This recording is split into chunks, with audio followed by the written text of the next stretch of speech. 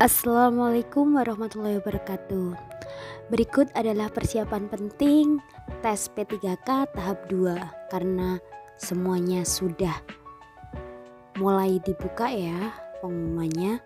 Mari kita simak baik-baik apa yang harus kita persiapkan dan hal-hal penting untuk persiapan tes. Ketentuan pelaksanaannya berdasarkan dari pengumuman atau surat edaran berikut ini, yaitu ketentuan pelaksanaan pada nomor 7464 pada tertanggal 3 Desember 2021. Hal penting yang harus kita lakukan adalah kita harus memperhatikan pengumuman yang sudah dijabarkan di bawahnya, yaitu salah satunya nomor 1, peserta yang dapat mengikuti seleksi kompetensi tahap 2 beserta lokasi dan waktu pelaksanaan diumumkan pada tanggal 2 Desember 2021 pada laman guru-p3k.kemdikbud.go.id dan atau dapat dilihat pada akun SSCASN masing-masing peserta. Jadi kita nanti login dulu sehingga kita nanti akan tahu kita pada tanggal berapa tesnya dan lokasinya. Peserta tidak dapat keterangan lokasi pada waktu seleksi kompetensi tahap 2 dinyatakan belum dapat mengikuti seleksi kompetensi tahap 2 disebabkan tidak terdapat formasi linier di instansi setempat sesuai dengan kewenangannya. Jadi kalau di SSCASN kalian melihat tidak ada jadwalnya, mungkin belum ada formasi yang cocok pada formasi kita. Kemudian berikutnya adalah mencetak kartu ujian. Peserta diharapkan mencetak kartu peserta ujian yang disediakan sejak tanggal 2 sampai dengan 5 Desember 2021 di akun SSCASN masing-masing peserta. Jadi masing-masing peserta harus login dulu untuk mencetak kartu ujian tersebut. Apabila lupa password, jangan lupa klik lupa password. Kemudian pelaksanaan tes P3K menerapkan protokol kesehatan dengan syarat 1. Tes rapid antigen maksimal 1 hari sebelum tes. Kemudian di puskesmas domisili dan harus memiliki hasil negatif. Kemudian memakai masker dengan cara masker 3 lapis dan ditambah dengan masker kain di bagian luar. Ada yang kemarin peserta memakai masker KF94 atau KF95. Saya pernah melihat pada tahap 1 boleh memasuki ruang ujian. Kemudian menjaga jarak minimal 1 meter, jangan terlalu berdekatan dengan yang lain, peserta lain. Kemudian mencuci tangan sebelum memasuki area tes atau menggunakan hand sanitizer. Karena kita semua harus menjaga satu sama lain agar semua berjalan dengan lancar. Selanjutnya, info lainnya adalah panitia pelaksanaan seleksi guru ASN P3K di tingkat daerah wajib berkoordinasi dengan Satuan Tugas Penanganan COVID-19 di daerah setempat. Jadi sehingga kita akan merasa aman. Selanjutnya, pelaksanaan tes. Seleksi kompetensi akan dilaksanakan pada rentang tanggal 7 sampai 10 Desember 2021 dalam 2 sesi. Nanti akan dijelaskan pada jadwal berikut ini. Jadwal sesi 1 mulai pukul 7 sampai 10.50. Jangan lupa bawa pensil dan pulpen sendiri karena nanti panitia tidak menyediakan atau meminjamkan alat tulis. Kemudian pada waktu 7 sampai 7.15 ya, persiapan itu peserta hadir di lokasi ujian, pemeriksaan suhu tubuh, pemeriksaan dokumen COVID dan peserta memasuki ruang tunggu. Kemudian pukul 7.15 sampai 7.40 itu sekitar 25 menit ya, registrasi, pemeriksaan identitas, penjelasan panitia dan penitipan tas. Kemudian pukul 7.40 sampai 7.50 itu body checking, peserta memasuki ruang ujian. Kemudian 7.50 sampai pukul 8 itu penandatanganan daftar hadir, pembagian kartu login, dan pembacaan kartu tertib.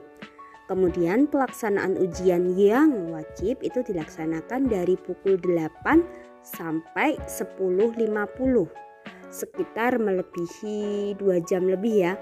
Itu ada 3 tes, yaitu manajerial dan sosial kultural.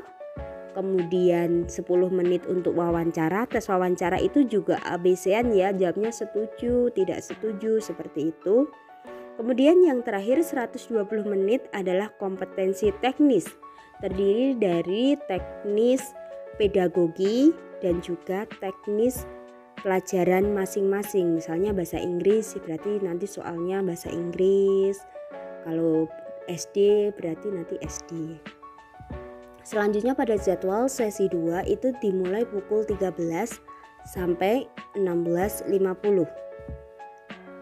Berikut adalah rinciannya, ada di gambar sama dengan sesi 1 namun dimulai pukul 13. Selanjutnya adalah dokumen yang dibawa.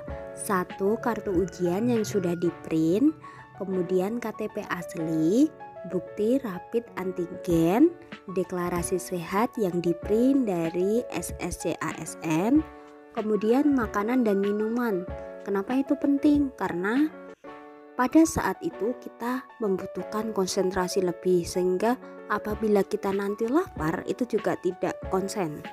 Dan ada suatu cerita di mana sebuah tempat tes itu contohnya di sekolah yang di pertengahan tidak kota ya, contohnya lah itu pertengahan desa aja, itu kan membutuhkan makanan juga ketika kalian berangkat pagi subuh karena jarak tesnya jauh, seperti itu. Kemudian alat ibadah dan hand sanitizer, berikut dengan masker apabila kalian ingin mengganti masker atau terlalu lama memakainya. Kemudian yang paling terpenting adalah datang tepat waktu, jangan sampai telat, dan memakai baju putih bawahan hitam. Kemarin pada pengalaman tahap 1 seragam seperti itu. Kemudian info lain, bagi peserta yang hadir ke lokasi TUK tanpa membawa dokumen asli bukti rapid test dengan hasil non-reaktif atau negatif akan dipindahkan ke sesi susulan. Bagi peserta yang hadir di lokasi lebih dari pukul 7.15 waktu setempat pada sesi 1 dan pukul 3.15 waktu setempat pada sesi 2 tidak dapat mengikuti ujian seleksi kompetensi tahap 2. Jadi artinya kita tidak boleh telat.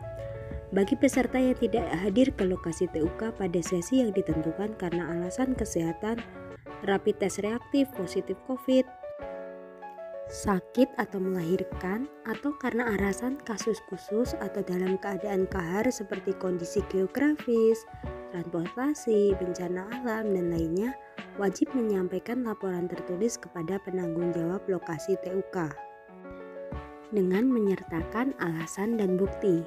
Selanjutnya, pengawas utama dan penanggung jawab lokasi memberikan rekomendasi untuk menentukan apakah peserta dapat mengikuti sesi susulan.